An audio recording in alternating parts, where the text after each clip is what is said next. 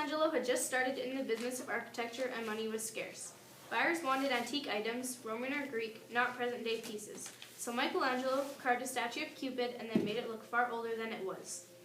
He had sold it to someone as a unique piece of work, which made him a lot more money than if he hadn't created it to look ancient. What was the Renaissance? The Renaissance was a rebirth in culture, and it created many new ideas. The architecture of the Renaissance was based on mathematical advancements and their faith in Christianity. The Renaissance represented new ideas in art, science, math, architecture, and many other trades. Renaissance architecture began between the early 15th and early 17th centuries in different regions of Europe, demonstrating a renewal and development of certain elements of ancient Greek and Roman thought and material culture. You may know architecture in present day, but do you know how it began in the 15th century? The Renaissance started out with two main types of architecture, Gothic and Baroque. Brunelleschi was one of the main pioneers of these two techniques, and the style spread quickly throughout Europe. Architects were keen on creating buildings that had odd angles, dome-like ceilings, and arches. These ideas were new, and many architects became far more creative after a little inspiration from these innovators. Every block of stone has a statue inside it, and it is the task of the sculptor to discover it. What other advances were made in the Renaissance that helped architecture? Many new machines were built that made creating these structures a lot easier, like the sawmill and the lifting machine. Architects could create ideas and invent new buildings far quicker by using slaves as workers. This was not right whatsoever, but it made work cheaper and more efficient. Other technological advances were made in the Renaissance, such as the sawmill. The sawmill helped a lot in architecture. If they were to build something out of wood, then they would have needed to strip the wood and cut it by hand. But with the sawmill, the time of making something sped up immensely. During the Renaissance, many mathematical advancements were made, which means architecture had better accuracy, buildings were more precise, and had better structures. Many people came up with new and improved ideas for architecture, such as arches and glass. Architects really focused on symmetry and geometry. They focused on these things because the buildings were more stable and less likely to collapse if they were measured correctly. The first lifting machine was created by Brunelleschi. This lifting machine was called the giant 3-speed reversing ox-driven hoist. It was used to lift the heaviest and the lightest bricks. It could hold bricks that were as heavy as 2 tons. Brunelleschi built the machine with a reversing part so that they didn't have to unharness after every time they were lifting certain materials. Architects had limited supplies that were strong enough for buildings. They had to use materials such as wood, marble, limestone, rough bricks, colored glass, roof tiles, concrete, and clay. Most of these items were fairly simple to acquire. What kind of buildings did the architects create? Most architects created cathedrals, churches, and chapels. These creations were made because of their beliefs in Christianity and how God controlled everyone. The reasons for them always looking up to God is because at the time of the Renaissance, people would only focus on God and living. Other inventors created sculptures or fountains. Fountains in the 15th century were not for appearance. These fountains connected to water. The townspeople would use the water for bathing and the cleaning of clothes. Architects that were religious would have based a lot of their decisions on God because people thought that their only purpose in life was to serve God and get into heaven.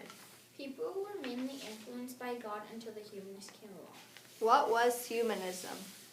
According to Merriam-Webster's dictionary, humanism is a doctrine, attitude, or a way of life centered on human interests and values, especially a philosophy that usually rejects supernaturalism and stresses an individual's dignity and worth capacity for self-realization through reason.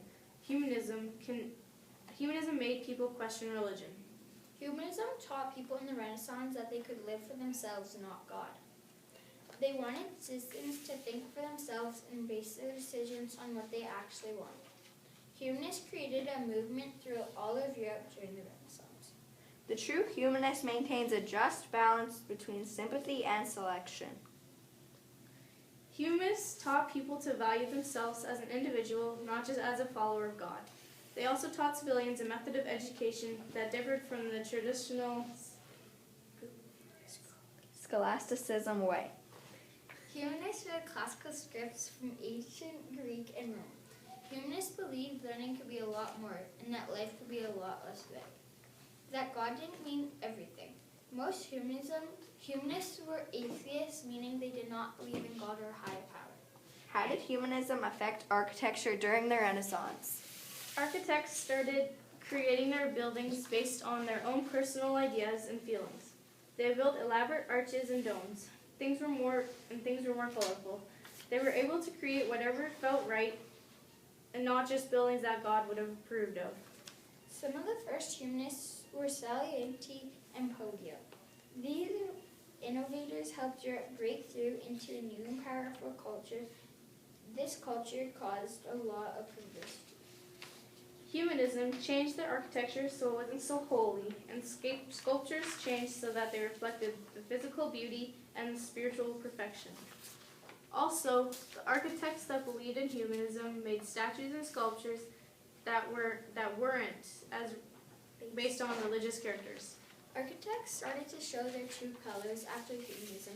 They could sculpt, create, or build anything their brain could conjure. They built to their heart's content. What legacy did humanism leave behind?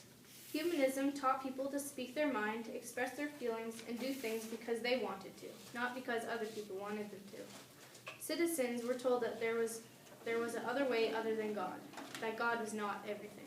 To this day, children are taught to express themselves. This all started with humanism. So without it, society would be damaged, and chances are we would all be worshiping God. If we didn't acknowledge and accept our individuality, then the world would be a far different place. In the country of the blind, the one-eyed man is the king. The humanists thought of a different method of teaching, and a portion of it is still used in classrooms to present day. Humanism convinced many women that they are worth it, and the humanists helped empower women into having jobs and a higher education. Without this, women's rights may have taken way longer to come into place. What legacy did architects during the Renaissance leave behind? The legacy of architects is grand. The sculptures, buildings, and art that these men created were extravagant and new. They had never been seen before, and to this day are intricate and unique. A lot of buildings that architects built so long ago are still around.